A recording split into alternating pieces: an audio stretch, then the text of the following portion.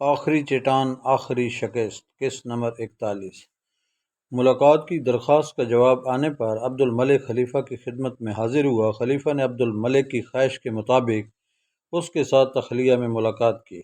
خلیفہ مستنصر نے جلال الدین کا مکتوب پڑھ کر تھوڑی دیر سوچنے کے بعد کہا، طولائی خان نے 5 لاکھ سپاہیوں کے ساتھ دریائے سیہون عبور کر لیا ہے اور ضرورت کے وقت شاید وہ 5 لاکھ اور کمک منگوا سکے۔ تمہارے خیال میں اس وقت سلطان جلال الدین کے پاس کتنی فوج ہوگی؟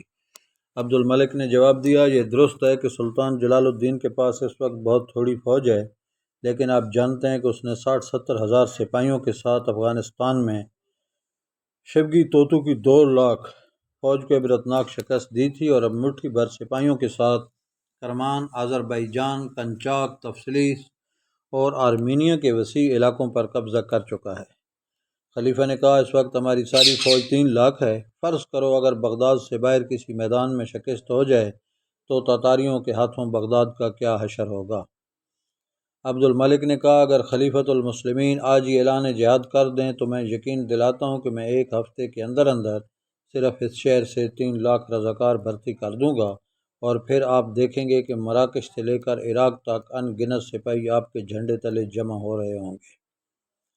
وہ صرف آپ کے اعلان کے منتظر ہیں۔ تاتاریوں نے آج ہم پر فتح حاصل نہیں کی، ہمارے انتشار سے فائدہ اٹھایا ہے۔ مجھے یقین ہے کہ جس دن بغداد کی افواج ہمدان پہنچیں گی اس دن ہندوستان سے سلطان التمش بلخ تک پہنچ چکا ہوگا، اور ترکستان، خراسان اور ایران کی بجھی ہوئی راکھ میں انتقام کے شعلے بھڑک اٹھیں گے، اور مجھے یہ یقین ہے کہ اس حالت میں تاتاری دریائے جیجوں سے آگے بڑھنے کی جرأت نہیں کریں گے۔ خلیفہ نے کہا، عبد الملک، ہمیں ڈر ہے کہ اگر شکست ہو گئی تو بغداد کا انجام کیا ہوگا؟ فتح اور شکست خدا کے ہاتھ میں ہے، لیکن تاریخ شاہد ہے کہ ڈر سے آج تک کسی کو فائدہ نہیں پہنچ سکا۔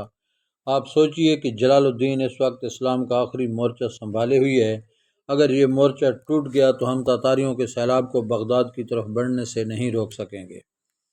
میں آپ سے صرف یہ پوچھنے آیا ہوں کہ بغداد سے ہماری افواج کب روانہ ہوں گی؟ وقت بہت کم ہے اور یہ ضروری ہے کہ لڑائی سے کچھ عرصہ پہلے ہماری افواج سلطان کے پاس پہنچ جائیں تاکہ وہ انہیں تربیت دے سکیں۔ لیکن ہمیں یہ بھی ڈر ہے کہ باہر کے ممالک نے ہماری مدد نہ کی تو تاتاری موقع پاتے ہی ہم پر ٹوٹ پڑیں گے۔ آپ اپنا فرض پورا کیجیے اور یقین رکھیے کہ دوسروں کو پیچھے رہنے کا موقع نہیں ملے گا۔ تمہیں معلوم ہے کہ بغداد کے اکثر علماء تاتاریوں کے خلاف اعلان جہاد کے مخالف ہیں۔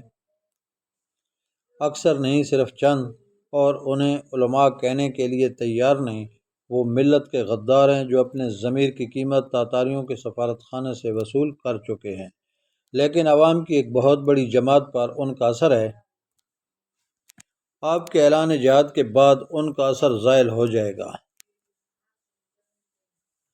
تمہیں معلوم ہے کہ ترکستان سے بھی چند علماء اور سرداروں کا وفد میرے پاس آیا ہے۔ مجھے معلوم ہے، لیکن یہ صرف وہ لوگ ہیں جو قوم کے نوجوانوں کے خون اور قوم کی بہو بیٹیوں کی عصمت کی قیمت وصول کر چکے ہیں۔ جو قوم کسی کی تلوار سے مغلوب ہونے والی نہ تھی، اسے ان کی غداری نے مغلوب کیا ہے۔ لیکن امیر المومنین، یہ بحث کا وقت نہیں۔ کیا ہم صرف اس لیے دائمی ذلت قبول کر لیں گے کہ ہم میں چند غدار پیدا ہو چکے ہیں؟ اور آپ کا کیا خیال ہے کہ جن لوگوں نے سلطان جلال الدین کے ساتھ غداری کی ہے وہ وقت آنے پر آپ کے ساتھ غداری نہیں کریں گے؟ وہ لوگ آپ کے پاس تاتاریوں کی دوستی کا پیغام لے کر آئے ہیں۔ اگر آپ سمجھتے ہیں کہ تاتاری مسلمانوں کے دوست ہیں تو انہیں بھی اپنا خیر خواہ سمجھیے، اور اگر آپ یہ جانتے ہیں کہ تاتاریوں سے بڑھ کر اس وقت ہمارا کوئی دشمن نہیں تو آپ کو یہ ماننا پڑے گا کہ یہ ہمارے بدترین غدار ہیں۔ عبد الملک، تم ہمیشہ اپنی ہاں میں ہاں ملانے پر مجبور کر دیا کرتے ہو، لیکن یہ مسئلہ بہت نازک ہے۔ تاتاریوں کے ساتھ جنگ کی ذمہ داری اپنے سر لینے سے پہلے ہمیں بہت کچھ سوچنا پڑے گا۔ عبد الملک نے بدحواس ہو کر خلیفہ کی طرف دیکھتے ہوئے کہا، تو کیا آپ کا ارادہ بدل چکا ہے؟ ہماری یہ تمام تیاریاں محض دکھاوا تھیں۔ آپ کو معلوم ہے کہ سلطان نے بغداد کی امید پر ہندوستان چھوڑا تھا۔ آپ کے والد بزرگوار کی حوصلہ افزائی سے اس نے مایوسی کی تاریکیوں میں امید کے چراغ روشن کیے، اور اس کے بعد اس نے صرف اس امید پر آج تک ہمت نہ ہاری کہ تاتاریوں کے ساتھ فیصلہ جنگ فیصلہ کن جنگ لڑنے کے لیے آپ اسے اپنا ایک وفادار سپاہی سمجھتے ہوئے اس کی مدد کریں گے۔ اب وہ ہمدان کے قریب پڑاؤ ڈال کر بغداد کی فوج کا انتظار کر رہا ہے، اور اب تک ایک مٹھی بھر جماعت صرف اس لیے اس کا ساتھ دے رہی ہے کہ آپ کی مدد سے وہ تاتاریوں سے انتقام لے سکیں گے۔ یاد رکھیے کہ بغداد سے مدد نہ پہنچنے پر وہ اپنا فرض پورا کرے گا، اور آپ سے مایوس ہونے کے بعد یہ بھی ممکن ہے کہ اس کے بعض ساتھی اس کا ساتھ چھوڑ جائیں، لیکن تاتاریوں کی فتح کے بعد کوئی بھی دیانتدار مورخ یہ کہنے کی جرات نہیں کرے گا کہ سلطان جلال الدین خوارزم شاہ کو تاتاریوں نے شکست دی، بلکہ وہ یہی کہیں گے کہ جب وہ آخری بار تاتاریوں کے ساتھ نبرد آزما ہوا تھا اس کے بھائی اس کی تلوار چھین چکے تھے۔ اب یہ سوچنا آپ کا کام ہے کہ دنیا کی آپ کے متعلق کیا رائے ہوگی۔ خلیفہ نے کہا، تمہارا مطلب ہے کہ دنیا ہمیں اسلام کا دشمن سمجھے گی؟ نہیں، مجھے یقین نہیں آتا کہ آپ غیر جانبدار رہنے کا فیصلہ کر چکے ہیں۔ خدا کے لیے یہ کہیے کہ میں آپ کی ذات سے سوئے زن کا مجرم ہوں، مجھے سزا دیجیے۔ خلیفہ نے کہا، چلو۔ کہاں؟ فوج کے مستقر میں؟ نہیں، دوسرے کمرے میں، وہاں بہت سے لوگ جمع ہیں، شاید وہ تمہیں ہماری مجبوریوں کی وجہ سمجھا سکیں۔ خلیفہ نے یہ کہتے ہوئے تالی بجائی۔ ایک غلام کمرے میں داخل ہوا۔ خلیفہ نے کہا، عبد الملک کو ہمارے دربار میں پہنچا دو۔ عبد الملک دربار میں داخل ہوا۔ وہاں سلطنت کے چیدہ عہدیداروں کے علاوہ شہر کے وہ علماء بھی تھے جو تاتاریوں کی حمایت اور خوارزم شاہ کی مخالفت میں فتوے شائع کر کے کافی شہرت حاصل کر چکے تھے۔ خلیفہ کے مسند سے نیچے دائیں طرف شہزادہ مستعصم رونق افروز تھا، اور اس کے ساتھ علماء اور سرداروں کا وہ گروہ کرسیوں پر بیٹھا ہوا تھا جو ترکستان سے بغداد کے خلیفہ اور عوام کے نام تاتاریوں کی دوستی کا پیغام لے کر آیا تھا، اور ان کے درمیان ایک جانی پہچانی صورت دیکھ کر عبد الملک کا خون کھولنے لگا۔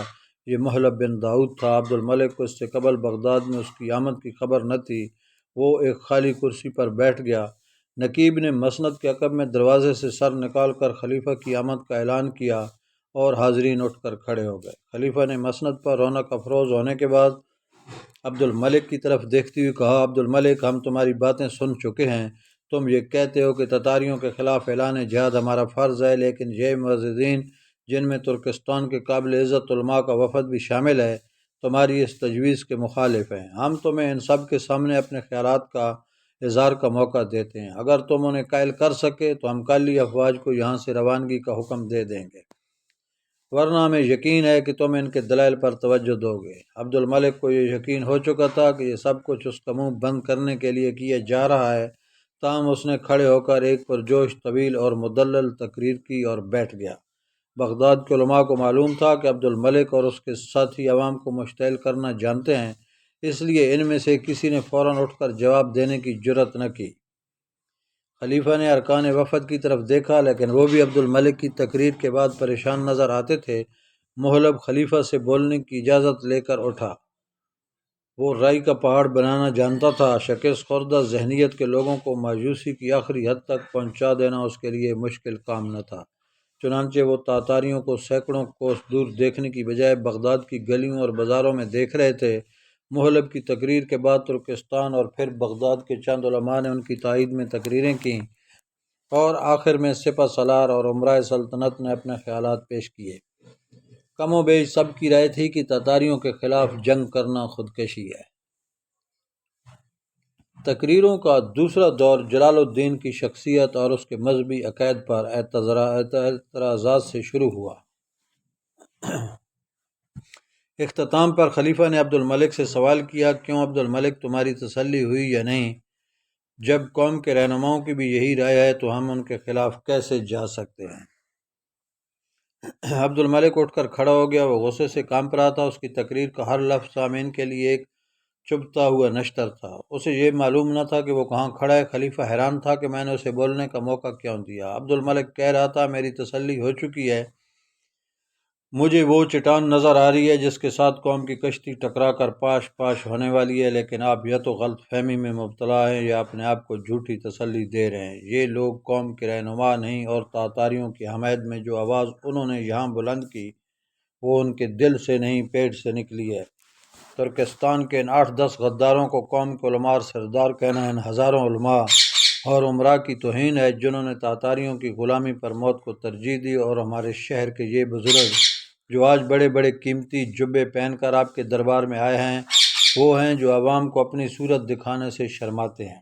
ان سے پوچھئے کیا ان میں سے کسی کی یہ جرأت ہے کہ بغداد کی کسی مسجد کے ممبر پر کھڑا ہو سکے؟ مجھے اجازت دیجیے تو میں ایک دن میں بغداد کے ہزاروں علماء اس محل کے سامنے کھڑے کر دوں، اور ان میں سے ہر ایک جو تاتاریوں کے خلاف اعلان جہاد کی تائید کرے گا۔ قوم کے رہنما یہ نہیں جو قوم کو فروخت کر چکے ہیں، قوم کے رہنما وہ ہیں جو قوم کے لیے مرنا اور جینا جانتے ہیں۔ خلیفۃ المسلمین، میں جانتا ہوں کہ میری تقریریں بے سود ہیں۔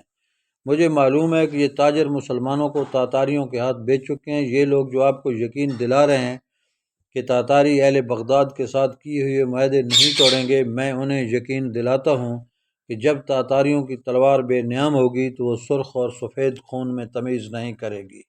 یہ مدافعانہ جنگ میں ہمارا ساتھ دینے کے تیار نہیں، لیکن تباہی میں انہیں ہمارا حصہ دار ضرور بننا پڑے گا۔ مجھے شاید بغداد چھوڑنا پڑے، لیکن جب تک میں جاؤں میں ان نام نہاد علماء کو متنبہ کرتا ہوں کہ میرے خلاف فتوے شائع نہ کریں، اور سلطنت کے ان عہدیداروں سے بھی یہی کہوں گا کہ وہ میرے راستے میں کانٹے نہ پھینکیں۔ میں انہیں کچلنا جانتا ہوں۔ بغداد میں ان بزرگوں کی کوششوں کے باوجود ایسے لوگ موجود ہیں جنہیں لاٹھی سے ہانکنا آسان نہ ہوگا۔ میں یہ نہیں چاہتا کہ بغداد کے اندر ایسے حالات پیدا ہو جائیں کہ تاتاری سلطان جلال الدین کا خیال چھوڑ کر یہاں آنا زیادہ مناسب خیال کریں۔